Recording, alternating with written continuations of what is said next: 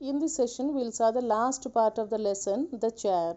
I conveyed the news my mom asked me to convey to him and returned past midnight. Someone knocked the door. I woke up Bedana. So அம்மா சொன்ன விஷயத்த convey பண்ணிவிட்டு வீட்டுக்கு வந்துடுறாங்க. வீட்டுக்கு வந்த பிறகு பார்த்தா மிட் நைட்டில் மறுபடியும் யார் பண்ணுறா, கதவை யாரோ தட்டுறாங்க. Some people were waiting to borrow our chair for the final ceremony. Bedana took them to corner of our street and went with him. Bedana told them, "You want the chair? It is at our uncle's place. Go and ask him, but don't quote our names. If he says no, come to us. We will see then." They went away and we smiled at each other. So வந்தவங்களை ஸ்ட்ரீட்டில் ஒரு கார்னருக்கு கூட்டிகிட்டு போயிட்டு என்ன சொல்கிறாரு அப்படின்னா, எங்கள் uncle வீட்டில் அது இருக்குது, நீங்கள் போய் கேளுங்க, எங்கள் பேரை எதுவும் சொல்ல வேண்டாம், அவர் தரலைன்னா எங்கிட்ட சொல்லுங்கள், நாங்கள் பார்த்துக்குறோம் அப்படின்னு சொல்லி அனுப்பிடுறாங்க. When we came back to bed, Dad asked who was that. திரும்ப வந்து படுக்க வந்தப்போ அப்பா என்னாச்சு அப்படின்னு கேட்குறாரு. Bedana replied, they came for the bull. மாடு செனைக்காக கூப்பிடுவாங்க இல்லையா, அதுக்காக வந்து கேட்டாங்க அப்படின்னு சொல்லி சொல்கிறான். Dad turned in his bed and went back to sleep. அப்பா வந்து திரும்பிட்டு என்ன பண்ணுறாரு, தூங்க ஆரம்பிச்சிடுறாரு.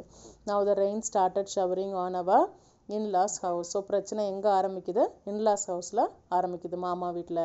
After a long time, when I went to his house, he was sitting on the floor preparing his betel nut ritual. So திரும்ப நான் கொஞ்ச நாள் கழித்து அவங்க மாமா வீட்டுக்கு போனப்போ தரையில் உட்காந்துருந்தாரு. வழக்கம் போல் என்ன பண்ணிட்டு இருக்காரு, வெத்தலை போட்டுக்கிட்டு இருக்காரு. What happened? Why are you sitting on the floor? I asked him, looking for the chair around. He continued, applying lime on the back of the betel leaf, looked at me intensely, let out smile and said, I gave the chair to the village to keep it for the ceremony permanently. Anyway, we need one for that. Is it not? So இல்லை, எதுக்கு தரையில் உட்காந்துட்ருக்கீங்க அப்படின்னு சொல்லி கேட்டவொன்னு சுற்றி சேர் இருக்கான்னு பார்க்குறான்.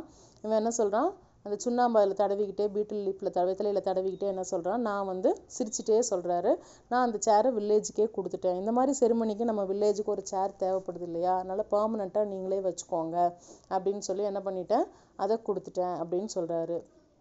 I did not know how to respond to him. I started walking fast towards my house to convey the news to Bedana. But as I walked further, the speed kept reducing and became a crawl. So அந்த விஷயத்தை கேட்ட உடனே நான் எப்படி respond பண்ணணும்னே எனக்கு தெரியலை. நான் என்ன பண்ணேன், வீட்டை நோக்கி வேகமாக நடக்க ஆரம்பித்தேன். வீட்டுக்கு போய் அண்ணா கிட்ட இந்த விஷயத்தை கன்வே பண்ணணும் அப்படின்ட்டு. ஆனால் போக போக என்னோடய வாக் என்ன ஆயிடுச்சு, ஸ்லோ டவுன் ஆயிடுச்சு. இட் இஸ் ஆல்மோஸ்ட் லைக் க்ரால்னா தவக்கிற மாதிரி என்ன ஆயிடுச்சு, ரொம்ப ஸ்லோவாக என் ஸ்பீடாக ஆயிடுச்சு. நம்ம இந்த கதையில் ஆரம்பத்தில் என்ன பார்த்தோம் அப்படின்னா, அங்கிள் வந்து மைசர், ரொம்ப கஞ்சன் அப்படின்னு சொல்லி பார்த்தோம். பட் ஆனால் கடைசியில் அவர் பார்த்தா எந்த பர்பஸ்க்காக செலவு பண்ணணும், பார்த்தீங்கன்னா டார்ச் லைட்டை பத்திரமா வச்சுருப்பாரு, சேரை ரொம்ப கேர்ஃபுல்லாக ஹேண்டில் பண்ணுவார். ஸோ அதே சேரை கண்டிப்பாக வில்லேஜுக்கு இந்த மாதிரி ஒரு விஷயத்துக்கு தேவைப்படுது அப்படின்னு சொன்ன உடனே ரொம்ப ஹோல் ஹார்ட்டடாக என்ன பண்ணிடுறாரு, அந்த சேரை வில்லேஜுக்கே பர்மனெண்ட்டாக கொடுத்துட்றாரு. ஸோ இந்த கான்ட்ரவர்சியை அவரால் என்ன பண்ணிக்க முடியல, அக்செப்ட் பண்ணிக்க முடியல. ஸோ அந்த ஹெவி தாட்டோடைய he is moving towards his house. யார், த ரைட்டர்.